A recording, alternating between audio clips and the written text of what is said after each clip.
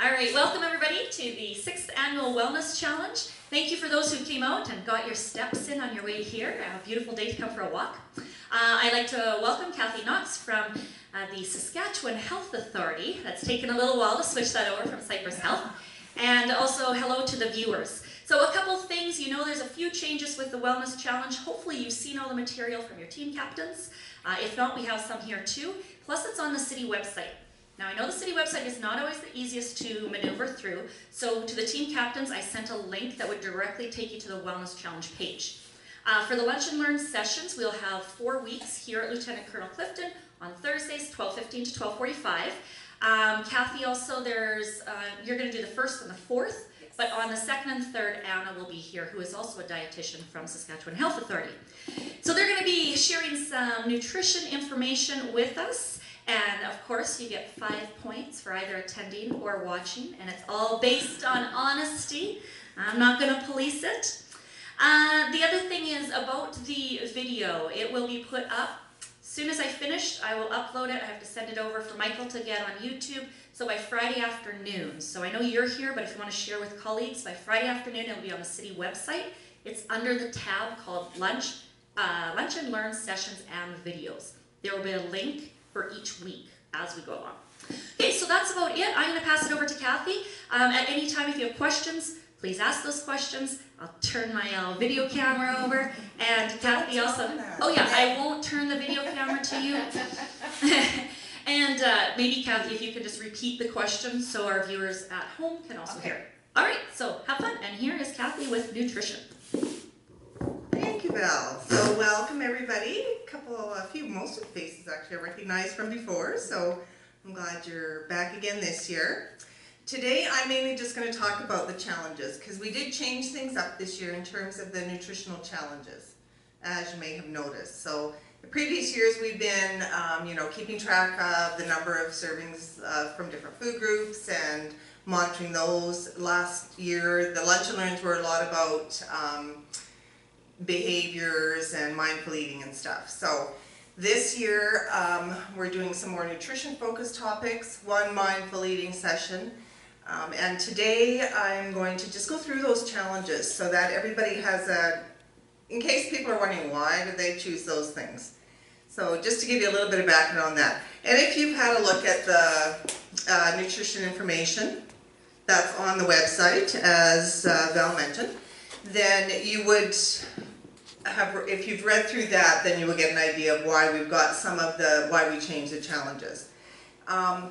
Really, nutrition is the part of this challenge that is most highly criticized. Every year we go, how do we make everybody happy? We've decided that's impossible. But hopefully these challenges kind of take a little bit of a different perspective. And so hopefully they will work for people. So the first challenge is eating at least 1 dark green and 1 orange vegetable per day. So we're still focusing on the food guide, but not necessarily the total amounts and stuff. It's more of a focus on nutrition. So dark green, why would it be recommended to have dark green? Anybody, any guesses? Nope, they're scared Val's going to turn the camera on them. I did. She did. So whether you answer or not, she's going to put you on the video.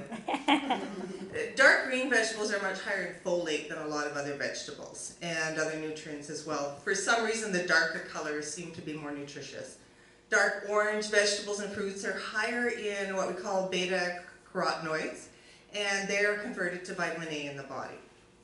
So if you have a copy of Canada's Food Guide, you've got the list of foods and how many servings, and then if you flip it over, then on the back, one of the first things is or is it, no, it's still on the one page there, isn't it? Oh, okay, yes, sorry. And those are called, not the guiding statements, that's something that's going to be in the new food guide, but what do they call it? The very top of the page. Make each food guide serving count. Yeah, so basically that's just an area of make each food guide serving count. So for each food group, they've got suggestions as to how to pick the more nutritious ones. I think it's fairly common sense for people, the guidelines are there to, you know, less salt, less fat, less sugar. So that's, most people are aware of that. So we thought we'd choose some of the things that maybe you don't think about quite as often. So for fruits and vegetables, it's the dark orange and the darker green colored ones that are usually, generally speaking, more nutritious. So that's why we recommended that with those. Some examples of darker things, asparagus, broccoli, Brussels sprouts for dark greens, collards. Anyone ever had collards? No, neither have I, but they're big in the south. They're kind of a, I don't know, have you ever had them, Mel? No, I would probably stay away from them. Just the name scares me. But Yeah. like I actually think of them more as, right, the beet tops? Probably something like that, I think, yeah. Yeah. So. And then orange, so carrots, of course, and oranges, pumpkins, things like that are a little bit higher in those beta-carotenoids, and so they're better for you. So there aren't really any dark green fruits, but we do have the dark orange fruits. So cantaloupe, mangoes, papaya, those sorts of things are also a little bit better. So what about green grapes? Green grapes? You know what? I have no idea. I don't know if that would qualify, but I mean, they're not a really dark green, so I can't imagine them having a lot of folate in them, but yeah. No, I don't know. Something to look up. okay. And then underneath kind of the general information, there's just some suggestions for how you can increase your amount of these types of fruits and vegetables. So trying new recipes, having them in a salad. One idea is like using canned pumpkin puree to soups. So it doesn't have to be necessarily like, is that the lower? Is that better? Yeah, I don't know. It's somewhere that you... Sorry. Lots of feedback. Okay. Anyway. So just you adding some pumpkin puree to a regular soup, like a vegetable soup or something. You don't necessarily have to have like the pure pumpkin soups, or you can mix it with other vegetables.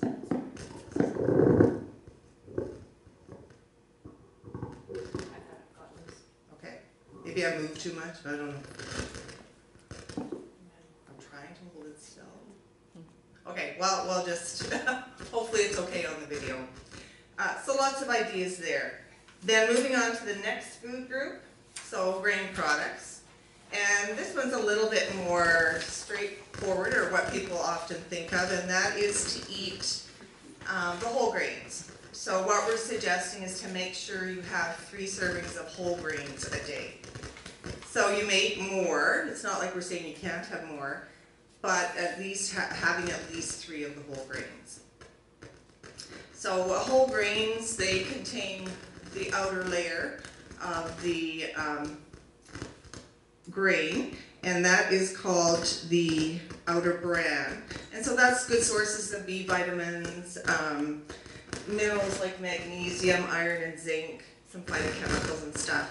And then, so you've got that outer layer, and then inside that is the endosperm. And that's got, I don't have all these, that's mostly the carbohydrate and the protein.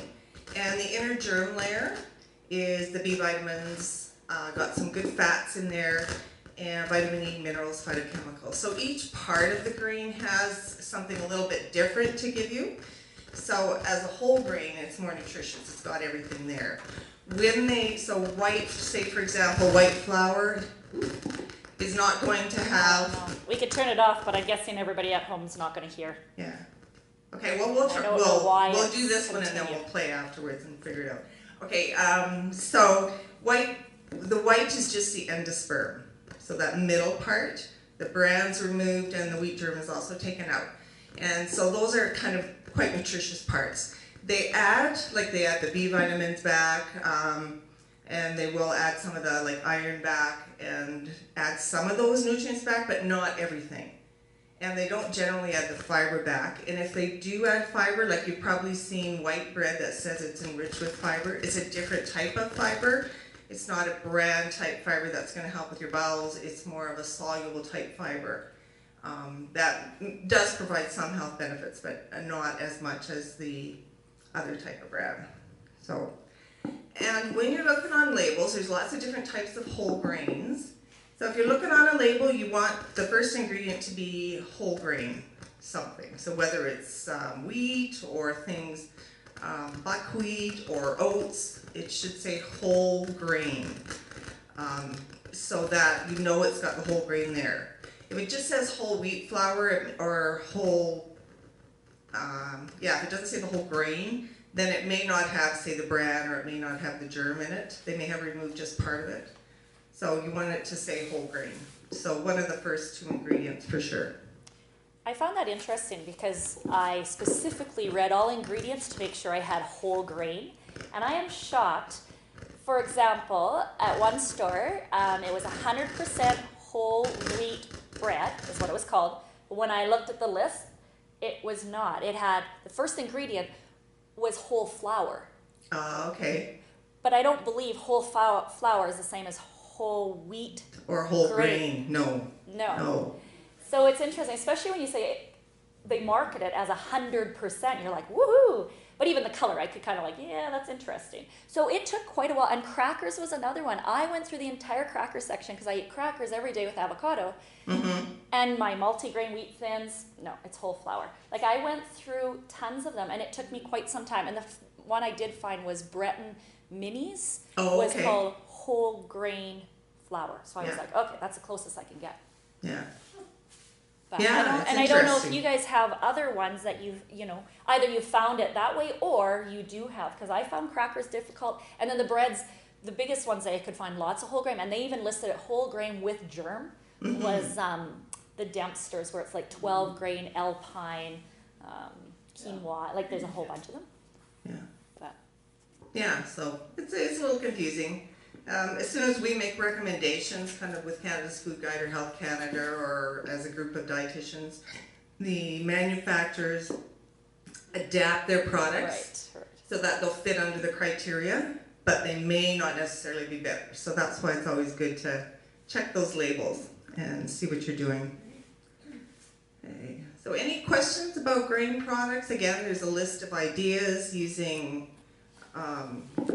brown rice, using things like trying out some of the other whole grains like amaranth, buckwheat, bulgur. They're all just different types of grains that we can use. So the next food group is milk in our alternate servings. So just recommending using the lower fat milk and alternatives every day. So whether it's milk, and most people I think do drink either skim or 1%, possibly 2%. So using those. Yogurts, there's a huge selection out there of lower fat yogurts. But there's also some of the full fat yogurts too, if you prefer those. But just if you're looking at fat content.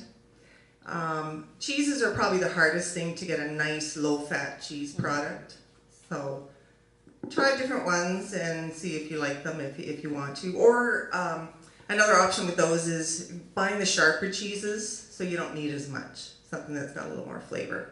So different. And sometimes you can make choices. I'll drink skim milk, but I'm having regular fat cheese. That'd be me. I like my cheese. So I want the regular full fat ones. And the milk products, what we're getting from them, it's not just the calcium. Everyone thinks calcium, vitamin D for your milk products. But it's also things, a good source of protein. Magnesium, riboflavin, vitamin A, vitamin B12, zinc. So lots of good nutrients that we're getting from those. Does anybody use like a soy beverage or a rice beverage or an almond beverage instead of the milk? No. Those are available, and some people do use them. They tend to be usually lower in fat. They're also lower in the nutrients. So if you are using them, choose one that's fortified with calcium and vitamin D and some of the other nutrients. They're not good to use with young children. So we don't recommend those at all for children under 2 years of age because they need the higher fat and the higher protein. Rice and almond milks are lower in protein, and it says that in here. So they're not as good, again, if you're looking at the protein content. They are definitely lower in that, so be aware of that. Okay. And the next challenge, choose at least one meat alternative a day. So that might be, in the guidelines here, we also include fish. In your actual challenge, it's just one meat alternative. So that might be a bit more of a challenge for people, but I think hopefully some of the suggestions will help as well. And basically we're finding that plant-based protein sources are a little bit better for you. They're lower in fat. They're pretty much, the majority of them really don't have any fat because they're plant-based. And if they do have some, it's going to be the healthier types of fats as opposed to meat. Most of the meat alternatives are what we call legumes, so beans, chickpeas, and lentils. And there's a whole big variety of those types of legumes. Nuts and seeds are also included in there. They've got, again, lots of the good fats, and some of the good vitamins and minerals are in those as well, but definitely beneficial fats. With the nuts, because they do tend to be high in fat, we usually suggest, if you're going to have the nuts, probably don't eat, a big cereal bowl full at a time. More like a handful is going to give you what you need. Or you can throw that in a stir fry or in a casserole or something and get those benefits. And then fish are higher in healthier fats, so again, they're going to be beneficial for you. I did put out a recipe at the back, and I think, Val, are you going to post that on the website? I sure can. Send it to me. Did I include it? I might have. I'll make sure. Just let me know. And we'll post it on the website. It's a, butternut squash. Butternut squash and dal, it's called. And dal means lentils. And so it's a combination of one of those nice dark orange type vegetables. And some people use squash, some don't, but it's not as common as some of the carrots, for example. And then the lentils. It's got a nice curry flavor, but not overly powering. And it's really delicious. It's very, very good. So it kind of combines the meat alternate and that dark orange vegetable.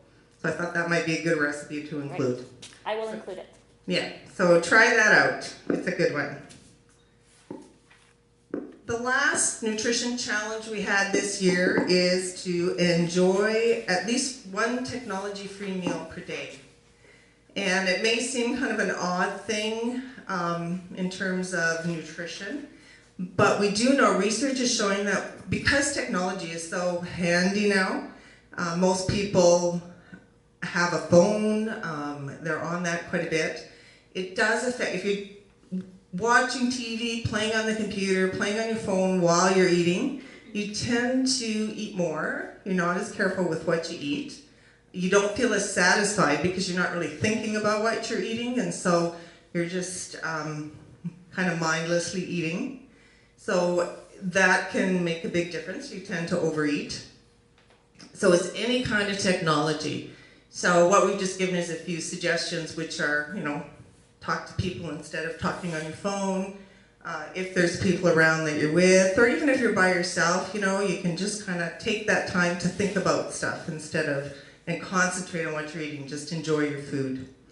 So it's a good thing to try. For people who have families, there's a lot of research that children eat a lot better if there is no technology available at the mealtime. And a lot of families will do that. Okay, put the phones away, TV's off, we're going to sit down and eat now and talk. Better food choices, less fat, less sugar, so definitely beneficial for children as well to do that.